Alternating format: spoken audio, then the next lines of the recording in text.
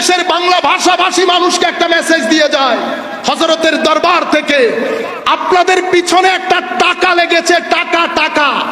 কি লেগেছে? টাকা। সেই কারণে চেহারা দেখে আমি সুন্নি বললে লাফ দিয়ে উঠিয়েন না।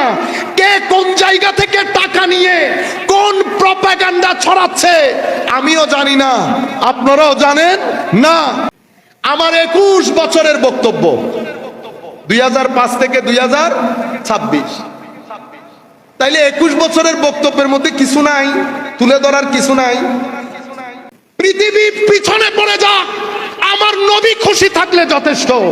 ইয়া রাসূলুল্লাহ, আপনাকে আমাদের মুরব্বী হুজুর কেবলাকে সাক্ষী রেখে বলছি, ইয়া রাসূলুল্লাহ আপনি খুশি থাকলে যথেষ্ট।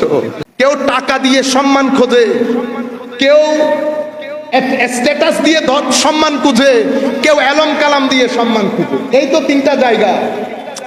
হায় হায়, দেখলাম এটার ভিতরে একটা কম্পিটিশন চলে।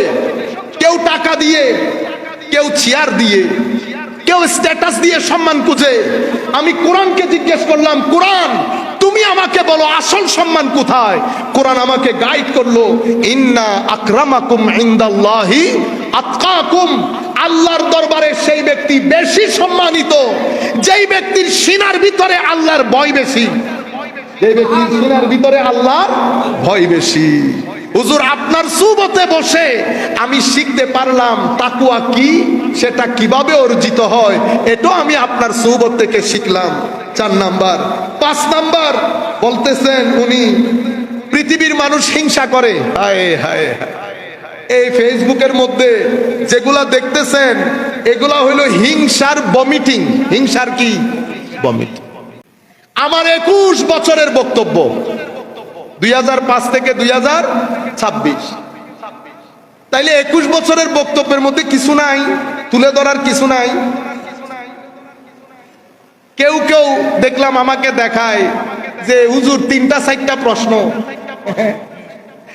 ও ভাই, 3 ঘন্টার বক্তব্য, আগেও জিনিস আছে, পরেও জিনিস আছে। যদি আগের জিনিস পরের জিনিস না শুনিয়ে মানুষকে বলেন তো বুঝতে হবে ভিতরে অন্য জিনিস আছে। যদি ভিতরে নিয়ত খারাপ না থাকতো তাহলে তো আগের জিনিস পরের জিনিস লাগতো। কোরআন বুঝতে হলে উলামায়ে কেরামকে জিজ্ঞেস করেন, সিয়াক ও সেবাক, লেহাক, আগে কি পরে কি, এটা বুঝতে হবে না? আমাদের যারা আলে হাদিসের ভাইয়েরা আছেন, সালাফি ভাইয়েরা আছেন, ওনারা মানুষদেরকে শিখান, ফাকতুলুল মুশরিকিনা হাইসু ওয়াজাতুমুহুম, মুশরিকদেরকে যেখানে পাও হত্যা করো। বুঝতে পেরেছেন? আগেও নাই, পরেও নাই। আপনি যদি আগ পর বাদ দিয়ে দেন, মুশরিকদেরকে হত্যা করা শুরু করেন, তো আল্লাহর হুকুমের পক্ষে যাবে না বিপক্ষে যাবে? বিপক্ষে যাবে। কেন? আমার আল্লাহ বলবেন শুধু টেক্সটটা পড়লি, কনটেক্সটটা পড়বি না। কোন কনটেক্সটের উপরে আমি কথাটা বলেছি? এখন আপনি ট্যাক্স নিয়েছেন, কনটেক্সট বাদ দিয়ে দিয়েছেন। কিসের কারণে? হিংসার কারণে। হিংসা এতই খতরনাক, যাহা কিছু বলেছেন একটা এলমি প্রশ্ন করলে আমি এনজয় করতাম, উত্তর দিতাম। যদি উত্তর দিতে না পারি উত্তর জেনে নিতাম, কারণ আমি তো আর সব জানতা আলেম না, আমি তো আলেমও না, আমি আপনাদের ছাত্রের মতো। আমাকে আপনিও একটু জানাইতে পারতেন, কিন্তু এলমি প্রশ্ন তো হইতে হবে। আগা বাদ দিয়েছেন, পিছন বাদ দিয়েছেন, মাঝখান থেকে পিক আপ করেছেন, পিক আপ করে পুরো পৃথিবীর মধ্যে আগুন জ্বালাইতেছেন। আমার ভাই, আগুন যদি আমিও জ্বালানো শুরু করি তো পৃথিবীর মধ্যে তো আগুনই জ্বলবে। আমাদের ভাইয়েরা, তরুণ প্রজন্ম ফ্রাস্ট্রেটেড।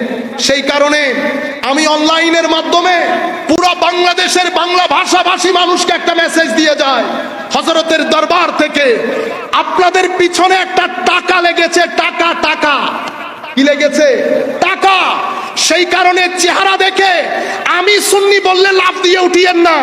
কে কোন জায়গা থেকে টাকা নিয়ে কোন প্রপাগান্ডা ছড়াচ্ছে আমিও জানি না, আপনারাও জানেন না। এখানে পিছনে টাকা দিয়ে প্রপাগান্ডা ছড়ানো হচ্ছে। আমিও যেন মাঠে নেমে আসি, তাইলে একটা ক্ল্যাশ হবে, মারামারি হবে। তাইলে যারা আমাদেরকে পছন্দ করে না তারা তাদের কাজ ইজি হয়ে যাবে।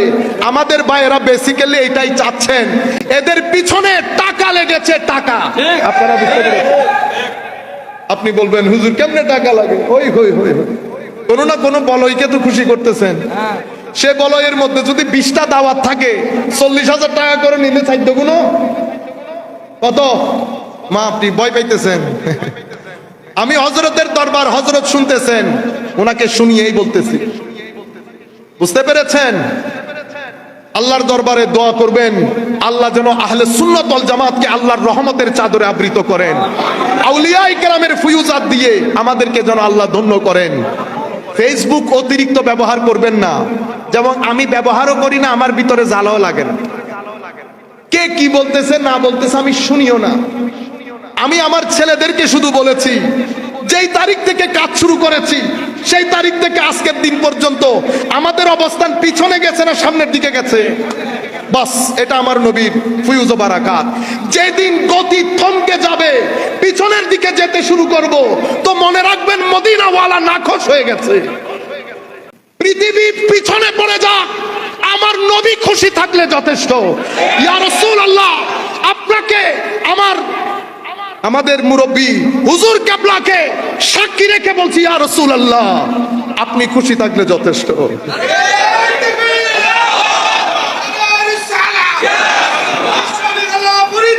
يا